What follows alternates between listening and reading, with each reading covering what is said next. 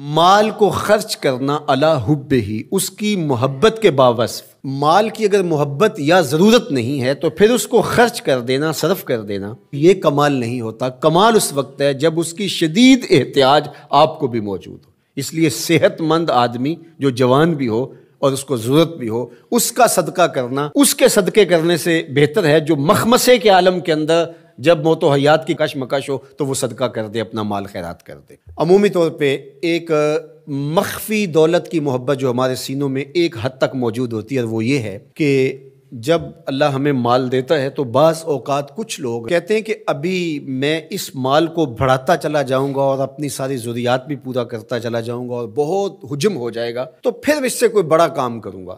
وہ ایک ہدف لیتا ہے بڑے کام کا اور مال کو ضرورت کے باوجود خرچ نہیں کرتا، تو یہ ایک مخفی محبت ہے مال کی جو سینوں کے اندر چھپی ہوئی ہے۔ تو ہمارے دین نے ہمیں جو ترغیب دی ہے کہ جوں ضرورت پیش آئے تو جہاں ضرورت پیش آئے تمہیں اپنے مال سے خرچ کرنا ہوگا۔ حضور نبی رحمت صلی اللہ علیہ وآلہ وسلم نے ارشاد فرمایا کہ جو زکوٰۃ ہے، جو صدقہ واجبہ کے طور پہ ہم ادا کرتے ہیں، اس کے علاوہ بھی تمہارے اوپر مال خرچ کرنا ضروری اور لازم ہے، اور اس کے مصارف یہاں بیان فرما دیے۔ اور وہ مصارف کیا ہے آپ ذرا غور کیجئے۔ فرمایا ذوی القربہ، سب سے پہلا جو رکھا وہ ذوی القربہ، رشتہ دار رکھے۔ باقی لوگوں پر خرچ کرنے سے پورا ثواب ملتا ہے اور رشتہ داروں پر خرچ کرنے سے دوہرا ثواب ملتا ہے۔ والیتامى، اور یتیموں کو، والمساکین، اور مسکین۔